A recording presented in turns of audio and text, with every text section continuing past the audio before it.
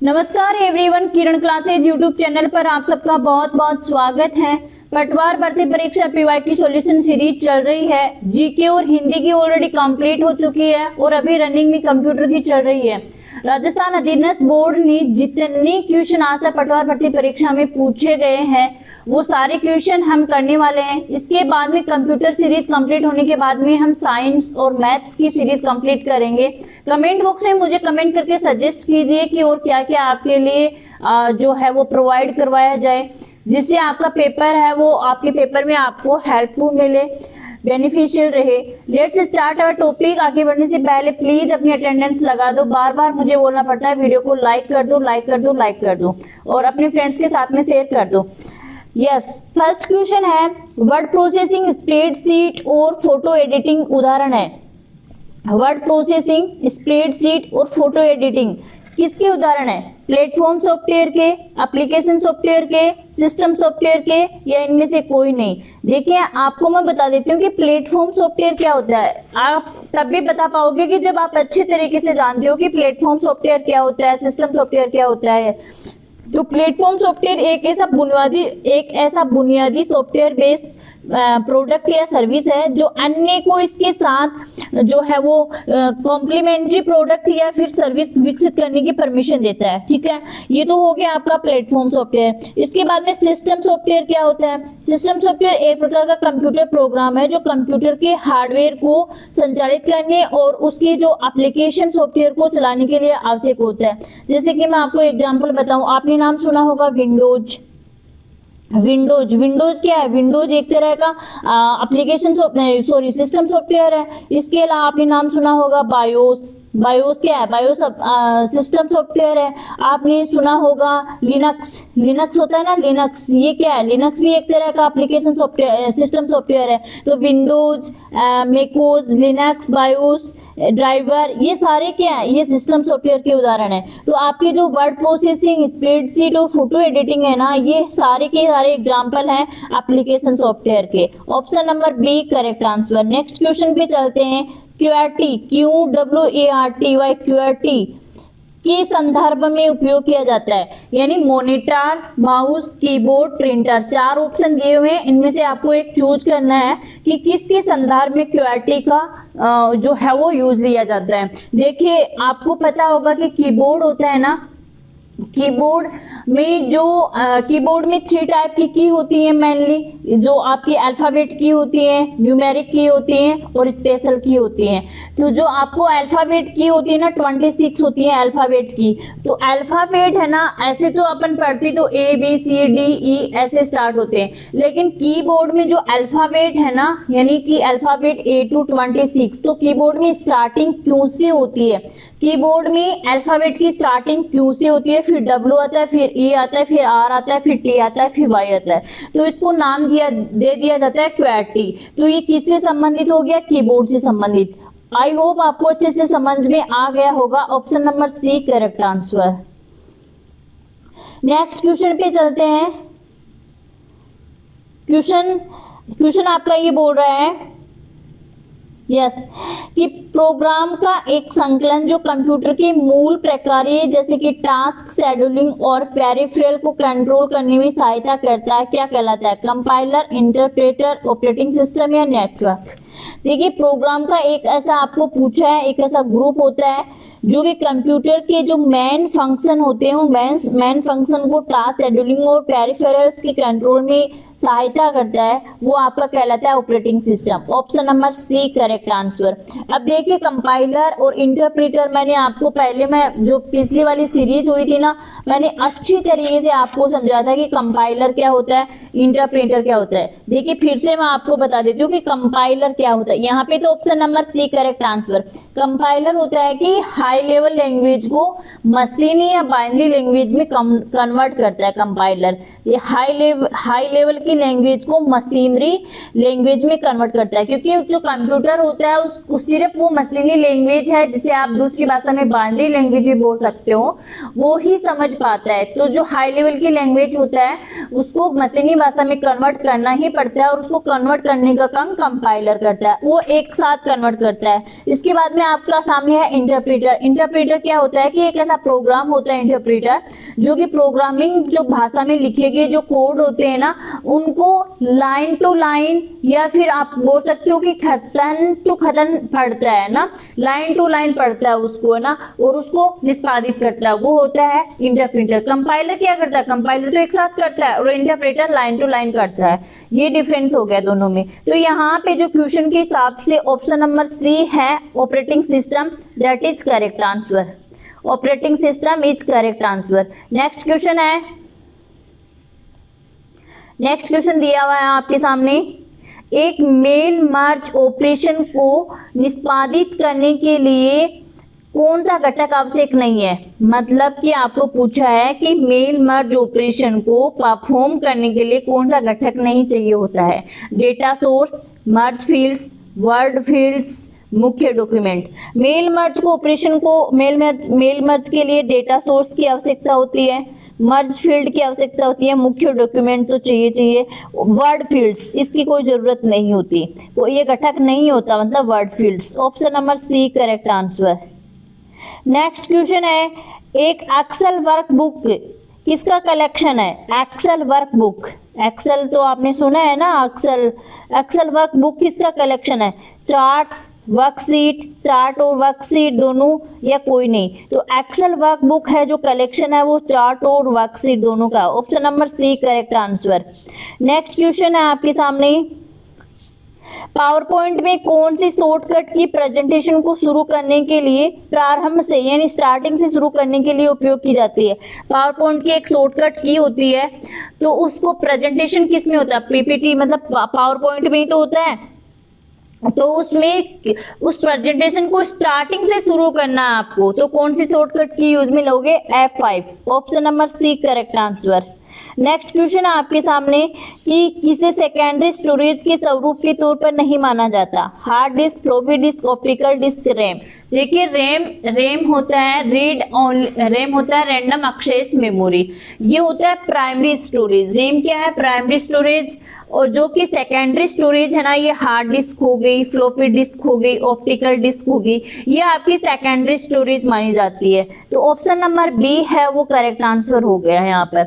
Next question है, निम्न में से कौन सी स्टोरेज की सबसे बड़ी इकाई है। देखिए पिछले सीरीज में भी मैंने आपको अच्छे से क्लियर किया था कि आप है ना ये bit, byte, kilobyte, megabyte, gigabyte, terabyte, exabyte, zettabyte, yottabyte, brontobyte और जियोबाइट, इसके बारे में आपको अच्छे से क्लियर कर लेना है कि कौन सी सबसे छोटी इकाई होती है। मैंने आपको ये भी बताया था। चलो यहाँ पे तो दो दिए में कन्वर्जन नहीं पूछा है, कन्वर्जन भी पूछ लेता है कि एक मेगाबाइट में कितने किलोबाइट होंगे, एक किलोबाइट में कितने एक किलोबाइट में आपके कितने बाइट होंगे, ऐसा कन्वर्जन आपको पूछ लेता है। ठीक है, तो यहाँ पे तो स्टोरेज की मतलब यूनिट पूछी है कि सबसे बड़ी पूछिए, सबसे छोटी भी पूछ सकते हैं। आपको ध्यान में रखना है कि आपको स्टोरेज की सबसे छोटी यूनिट होती है बिट। ओके, 8 बिट मिलकर एक बाइट बनाते हैं, 1024 बाइट मिलकर एक किलोबाइट बनाते हैं, 1024 किलोबाइट मिलकर के एक मेगाबाइट बनाते हैं, 1024 मेगाबाइट मिलकर के एक गीगाबाइट बनाते हैं, और 1024 गीगाबाइट मिलकर एक टेराबाइट, 1024 टेराबाइट मिलकर एक एक्साबाइट, और 1024 एक्साबाइट मिलकर एक जेटाबाइट, और 1024 जेटाबाइट मिलकर एक येटाबाइट, और 1024 येटाबाइट मिलकर के एक बोरोंटोबाइट। ओके, अब आपको देखिए क्या पूछा है यहाँ पे, किलोबाइट। अब आप बताइए, किलोबाइट छोटी होगी, मेगाबाइट छोटी है, गीगाबाइट छोटी है, टेराबाइट। स्टोरेज की सबसे बड़ी यूनिट है वो टेराबाइट यहाँ पर ऑप्शन के हिसाब से। Option number D correct answer. Next question है आपके सामने, यस, कौन सा इनपुट डिवाइस यूजर प्रोग्रामेबल है। आपको एक इनपुट डिवाइस दिया है, कौन सा इनपुट डिवाइस? यूजर प्रोग्रामेबल है, dumped terminal, smart terminal, VDT, intelligent terminal. Option number D correct answer, intelligent terminal. Next question पे चलते हैं। देखिए वही आ गया आपका कंपाइलर इंटरप्रेटर। एक कंप्यूटर प्रोग्राम जो एक पूरे प्रोग्राम को एक बार ही मशीनी भाषा में कन्वर्ट कर देता है, वो क्या कहलाता है? देखिए मैंने आपको पहले भी अच्छी तरीके से क्लियर कर दिया है कि कंप्यूटर है वो हाई लेवल लैंग्वेज को समझ नहीं पाता है, उसे तो मशीनी लैंग्वेज चाहिए। तो उस मशीनी लेवल लैंग्वेज को एक साथ ही उस प्रोग्राम को, कंप्लीट प्रोग्राम को एक ही बार में मशीनी भाषा में कन्वर्ट कर देता है, वो कहलाता है आपका कंपाइलर। इंटरप्रेटर क्या करता है? एक बार में कन्वर्ट नहीं करता, इंटरप्रेटर भी कन्वर्ट करता है लेकिन वो लाइन टू लाइन कन्वर्ट करता है ना। हो गई। तो ऑप्शन के हिसाब से जो आपका है वो यहाँ पे कंपाइलर है वो करेक्ट आंसर हो जाएगा। नेक्स्ट क्वेश्चन है प्लॉटर एक्यूरेसी को रिपीटेबिलिटी और किस पदों के रूप में मापा जाता है? प्लॉटर एक्यूरेसी को रिपीटेबिलिटी और किस पदों में मापा जाता है? बफर साइज, रिजोल्यूशन, ऊर्ध्वाधर आयाम और intelligence. Option number C B correct answer, resolution. और नेक्स्ट पिछली सीरीज में, सॉरी लास्ट सीरीज में रिजोल्यूशन से संबंधित आपको पूछा भी था कि पिक्सल किससे संबंधित है, तो वो आपकी स्क्रीन पे जितनी ज्यादा पिक्सल प्रेजेंट होते हैं उतनी ज्यादा आपकी रिजोल्यूशन होती है और वो क्लियर आपको दिखाई देती है image. Option number B correct answer यहाँ पर। नेक्स्ट क्वेश्चन है विंडोज 95, विंडोज 98 और विंडोज एनटी को किस रूप में जाना जाता है? देखिए आपको एक चीज तो क्लियर हो गया कि विंडोज क्या है, सिस्टम सॉफ्टवेयर है, एप्लीकेशन सॉफ्टवेयर। विंडोज होता है सिस्टम सॉफ्टवेयर आपका। तो आपको पूछा है कि ये विंडोज 95 है, विंडोज 98 है या विंडोज एनटी है, इनको किस रूप में आप है वो जानते हो? तो देखिए जो है आपके domain name, modem, processor, operating system, ये क्या है? विंडोज 95, विंडोज 98, विंडोज एनटी, ये क्या है? डोमेन तो हो नहीं सकते, मोडेम नहीं हो सकते, प्रोसेसर है वो नहीं हो सकता, और क्या है? Operating system. अब आपको मैं ये भी क्लियर कर देती हूँ, यहाँ पे तो करेक्ट आंसर ऑपरेटिंग सिस्टम हो गया कि ये ऑपरेटिंग सिस्टम है। अब देखिए डोमेन नेम क्या होता है? डोमेन नेम आपने देखो कि आपने कभी वेबसाइट वगैरह बनाई हो या फिर आपने अच्छे से ऑब्जर्व भी किया हो कि जैसे कि इंटरनेट पर डोमेन होता क्या, पहले तो वो समझ लो कि इंटरनेट पर कोई भी वेबसाइट होती है, किसी वेबसाइट, ईमेल सर्वर या फिर अन्य कोई ऑनलाइन रिसोर्सेज की अपन को आइडेंटिफाई करने के लिए जो यूज में लिया जाने वाला एक नाम होता है। यानी कि कोई जैसे कि मान लीजिए www. मेरी खुद की वेबसाइट है www.pathshala+.com, तो ये क्या है? .com, ये pathshala+.com, ये क्या एक डोमेन ही तो है भाई, डोमेन नेम है। ठीक है, कोई भी दे दीजिए, जैसे आप अमेजन पे करते हो तो ये उसकी एक आइडेंटिफाई है www.amazon.com, है ना। तो गवर्नमेंट की कोई भी वेबसाइट होती है तो जैसे www.raiselight.in, ये क्या है? ये एक डोमेन नेम है। तो इंटरनेट पर किसी वेबसाइट, ईमेल या सर्वर या अन्य कोई रिसोर्सेज की आइडेंटिफाई करने के लिए यूज होने वाला जो नाम है ना, उसको ही डोमेन बोलते हैं। ठीक है, इसके बाद में आपका एक ऑप्शन दिया हुआ है मोडेम। मोडेम क्या होता है? मोडेम होता है एक डिवाइस होती है, मोडेम एक डिवाइस होती है, एक इंस्ट्रूमेंट होता है। पहले मोडेम का यूज में लिया जाता था, आजकल मोडेम यूज में नहीं लिया जाता, कि एक ऐसे डिवाइस होते हैं जो कंप्यूटर को इंटरनेट से कनेक्ट करने में आपको मदद करता है, वो होता है मोडेम। इसके बाद में एक ऑप्शन दिया हुआ है प्रोसेसर। प्रोसेसर क्या होता है?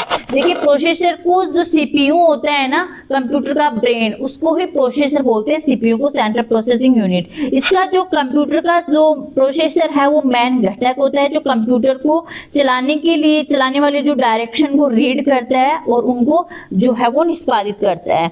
ओके, तो यहाँ पे विंडोज 95, 98 और विंडोज एनटी आपको पूछा तो यह है operating system. Option number D correct answer.